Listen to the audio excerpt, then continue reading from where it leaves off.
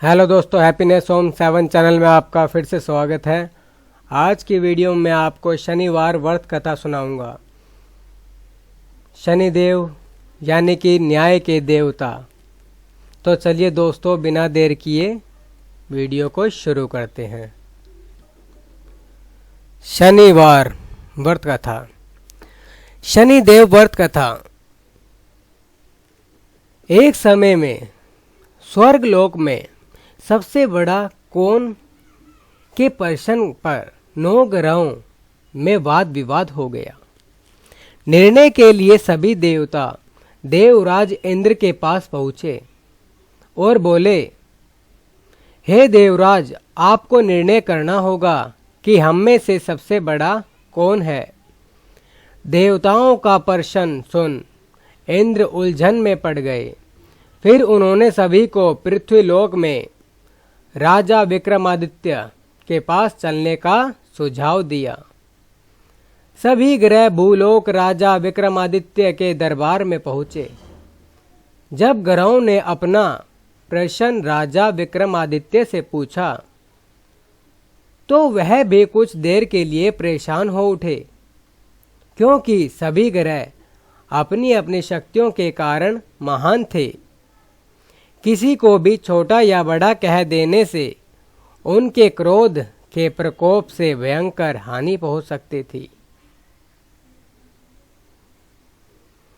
अचानक राजा विक्रमादित्य को एक उपाय सूझा और उन्होंने विभिन्न धातुओं से जैसे सोना, चांदी, कांसा, तांबा, सीसा, रांगा, जस्ता, अभ्रक व लोहे के 9 आसन बनवाए। सबसे आगे सोना और सबसे पीछे लोहे का आसन रख दिया। उन्होंने सभी देवताओं को अपने अपने आसन पर बैठने को कहा। उन्होंने कहा, जो जिसका आसन हो ग्रहण करें। जिसका आसन पहले होगा वह सबसे बड़ा और जिसका बाद में होगा वह सबसे छोटा होगा।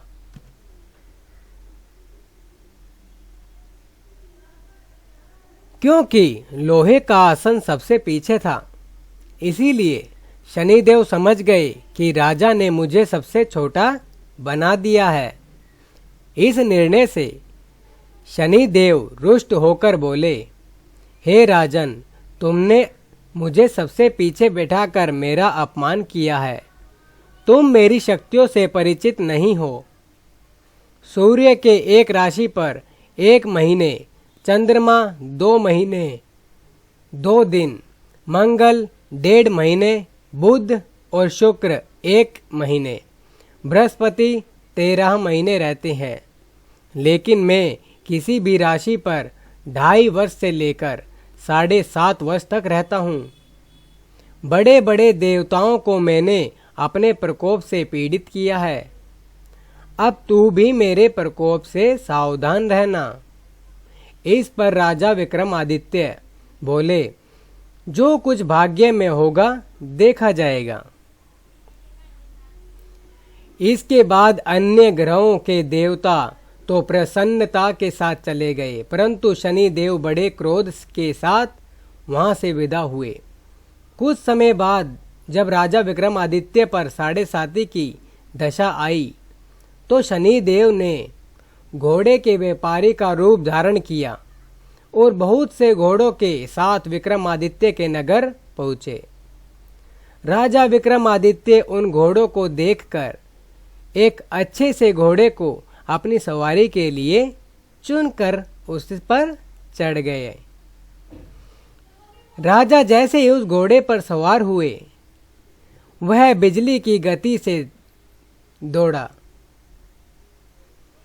तेजी से दौड़ता हुआ घोड़ा राजा को दूर एक जंगल में ले गया और फिर वहां जाकर राजा को गिराकर गायब हो गया। राजा अपने नगर लौटने के लिए जंगल में भटकने लगा, पर उसे कोई रास्ता नहीं मिला। राजा को भूख प्यास लग आई। बहुत घूमने पर उन्हें एक चरवाहा मिला। राजा ने उससे पानी मांगा, पानी पीकर राजा ने उस चरवाहे को अपनी अंगूठी दे दी और उससे रास्ता पूछकर जंगल से निकलकर पास के नगर में चल दिए। नगर पहुंचकर राजा एक सेठ की दुकान पर बैठ गए। राजा के कुछ देर दुकान पर बैठने से सेठ की बहुत बिक्री हुई। सेठ ने राजा को भाग्यवान समझा और उसे अपने घर पर भोजन पर ले गया। सेठ के घर में सोने का एक हार खूंटी पर लटका हुआ था। राजा को उस कमरे में छोड़कर सेठ कुछ देर के लिए बाहर चला गया। तभी एक आश्चर्यजनक घटना घटी। राजा के देखते ही देखते खूंटी सोने के उस हार को निगल गई। जो खूंटी थी उस सोने के हार को निगल गई।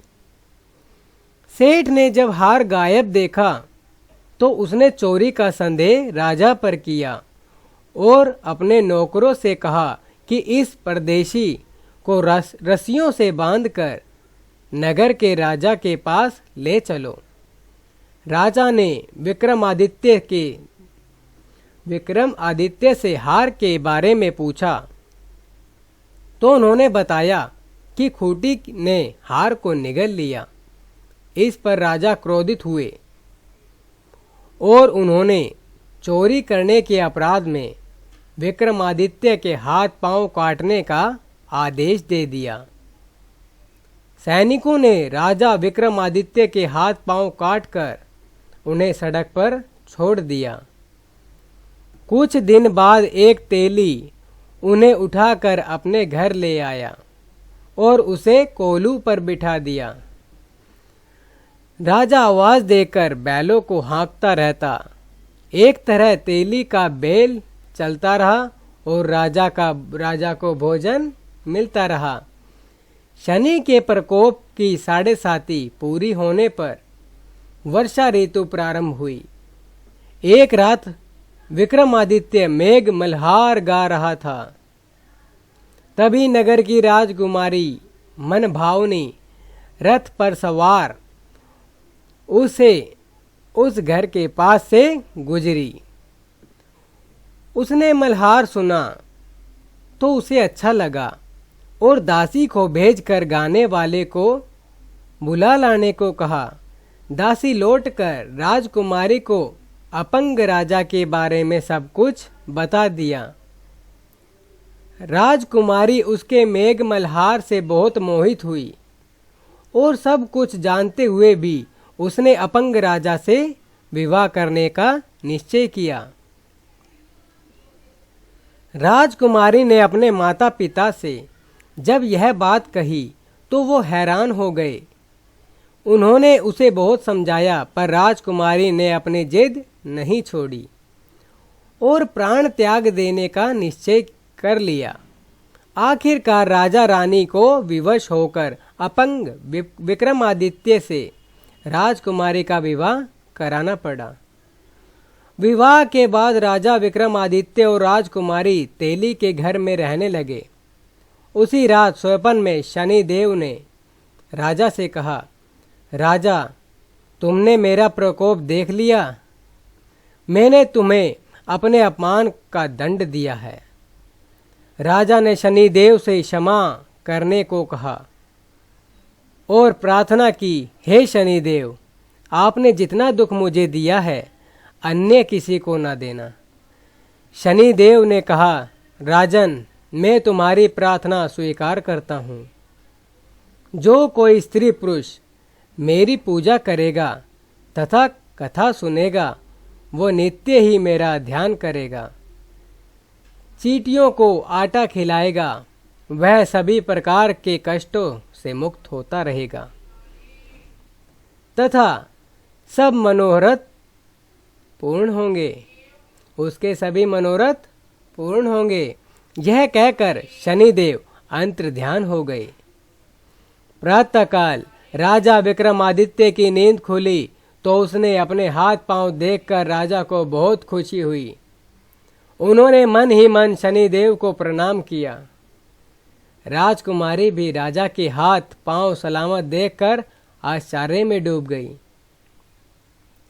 तब राजा विक्रमादित्य ने अपना परिचय देते हुए शनिदेव के प्रकोप की सारी कहानी सुनाई। इधर सेठ को जब इस बात का पता चला तो दौड़ता हुआ आया और राजा विक्रमादित्य के चरणों में गिरकर क्षमा मांगने लगा। राजा विक्रमादित्य ने उसे क्षमा कर दिया, क्योंकि वह जानते थे कि यह सब तो शनिदेव के प्रकोप के कारण हुआ था। सेठ राजा विक्रमादित्य को पुनः अपने घर ले गए और उसे भोजन कराया।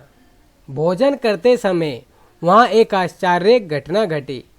सबके देखते ही देखते उस खूंटी ने हार उगल दिया। सेठ ने अपनी बेटी का विवाह भी राजा के साथ कर दिया और बहुत ही स्वर्ण आभूषण धन आदि देकर राजा को विदा किया।